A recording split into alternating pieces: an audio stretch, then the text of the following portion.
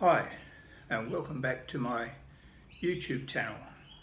It's Flashback Friday, or we'll call it that today anyway, to have a look at some older cameras, or one of my favourite older cameras in particular. One of the good things about being a photographer is that you tend to accumulate cameras that other people don't want anymore for various reasons, and some you buy because they're bargains and some are given to you.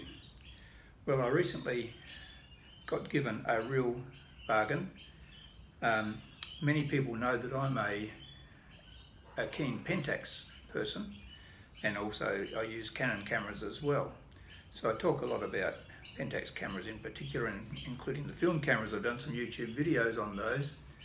But one of my favourite brands also is Minolta. And the reason being that back in the 1980s, when the Australian Grand Prix was still in Adelaide, was about when the Minolta 9000 came out. And at that time I was working for Telecom Australia, which is now Telstra, which was the communications carrier for all of Australia back then. And we used to be involved in the Australian Grand Prix, and we ran a photographic competition. And I worked in the public relations area, and I got to coordinate that competition with Australian car photographers, racing photographers, and also international ones as well. We ran a competition for 2 years in a row. I ran the competition, and I also organised the big gala presentation night at the convention centre in Adelaide with about 300 guests on each occasion, which was a really grand occasion. Anyway, the reason I'm rambling on about that is that one of the prize winners back then won one of the segments of the competition using a Minolta 9000, and that was my first knowledge of the camera, I think. Although I'd read about it in a camera magazine before that, where this photographer, a wedding photographer, was saying how he had used the Minolta 9000, set everything on program, including the flash, and did not change it from program all day, and got back all these fantastic wedding photos. I didn't think they were all that brilliant, but anyway, he was very pleased with the exposures he got. Something I would never have dreamed of doing back in the day. I used to set everything manually for wedding photography, and it was autofocus. Anyway, those two episodes piqued my appetite, so I'll show you the one. I ended up buying one, and it's one of my favourite film cameras, but I'll show you some of the others that have sort of come along in my collection since then. And most recently I got given some cameras, 4 in fact, within about 2 weeks. And one of them was the Minolta SRT 101, which is this film camera here. And I've just been using this, been away for the weekend in the Riverland in South Australia, and I've shot one roll of film, and I've got another roll of film started in it now. And it's a beautiful camera, and it's a classic. And way back in the day, it was highly sought after, and it's still a wonderful camera if you read the reviews of it on YouTube. And of course, back then I used to check out all the cameras. I kept sticking with Pentax, but thinking about all the others. This was the brochure that came with the Minolta SRT 101 that I got a couple of weeks ago, with all the information in it, and all the specifications and all the different things you can do with it, all the lenses and whatever. And back in the day, cameras were always marketed with all sorts of glossy brochures. And you'd get things like this. This was the Dynex 700 SI. Whenever I went into a camera shop and I saw a camera that I liked, these were always freely available, so I collected a whole pile of these camera advertising brochures, not only for Minolta, but Pentax and Canon and Nikon, and a whole variety of everything that's out there, the Fuji wide angle ones, the rangefinder ones. That's the Dynex 7XI. And once again, very nicely presented brochures, everything that you want to know. You basically don't, when you get these brochures, you don't really need a manual to go with the camera, because it tells you how to do everything anyway. So that was that one there.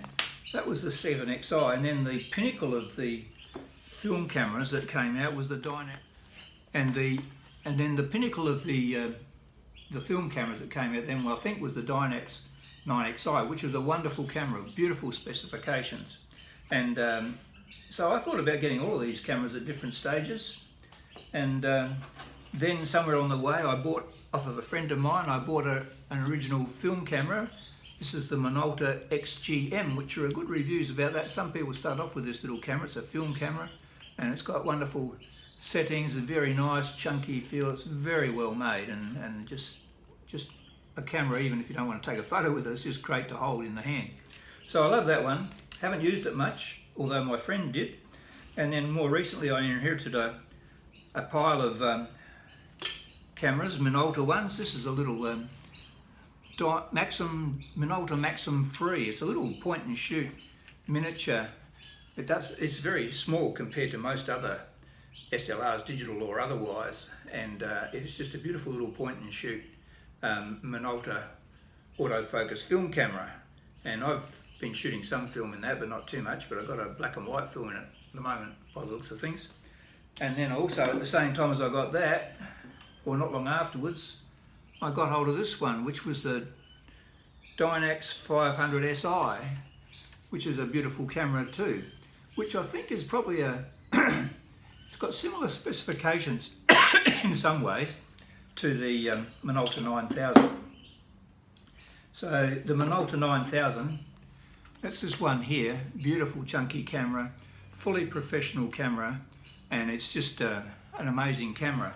It's I'll just stand up here a bit. It's got average and spot metering, high key and low key settings for your spot metering. You can change just about everything on it. Program mode, aperture, priority, shutter mode, manual.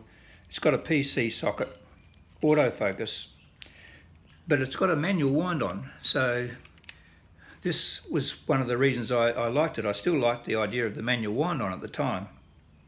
And the autofocus is a bit slow, but this has also got, I think it's got about a 250th of a second flash sync. I used it as a backup on some weddings, and it's autofocus, and it's just my pride and joy, this camera. You just turn it on there and you've got your little readings up in the top here. I think you might be able to see those. So it did have a dedicated setting or hot shoe for a Minolta flash system, but you had the PC socket on the side, so I used to use my METS 45 to hook up to that. And not only is this a great camera, it is just so beautiful and nice and chunky. You'll find the autofocus is slow. The Minolta 7000 was the first one that came out with autofocus, and then the 9000, which was the professional version. The autofocus is a bit slow. You can manual focus, of course, but it's just a beautiful camera. And to complement the camera, you can also get hold of this book. It's a Hoyer fountain book, Minolta 9000 by Andrew Mannerheim, and it's got everything you could possibly need to know about this camera and how it's used and all that sort of stuff. And that's a great companion to go with it. I did put this up for sale a while back and got inundated with requests, and then I decided no, I'll hang on to it a bit longer. So I have hung on to it a bit longer. Anyway, I guess that's a little bit of Friday flashback. I just wanted to share some of that with you. I mean, I could have, if I was still shooting weddings and I had all this stuff here, I could have easily done weddings without my Pentax system, because I've got lots of cameras and lenses and things here now.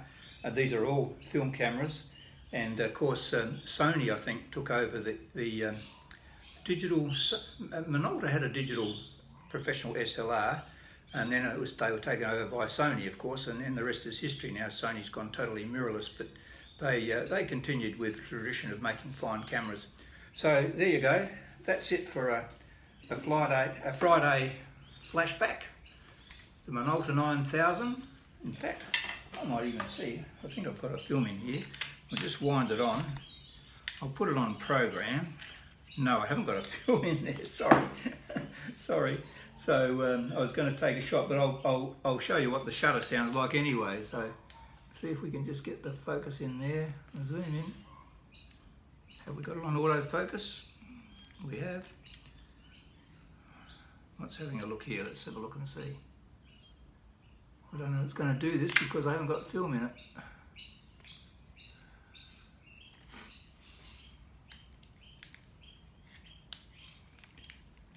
There you go. I might have to get that attended to because it's not actually focusing. Autofocus is not working on it. So I wouldn't want to sell it like that. I'd have to get that fixed.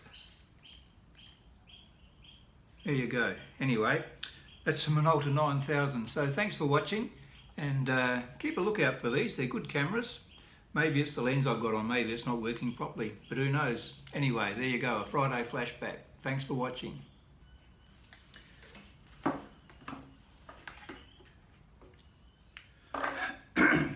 Just to show you that the camera is still working, I changed the lens on the camera and I put on this one here, which is a 70 to 210, and it is focusing. So you can hear the noise that the camera makes when I focus it. I'll just focus on this lawnmower down here.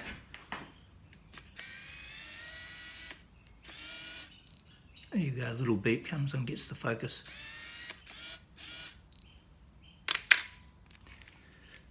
There you go. So, I'll have to have a look at the contacts on that other lens I was using. Anyway, once again, thanks for watching. Find my little gadget here to turn it off.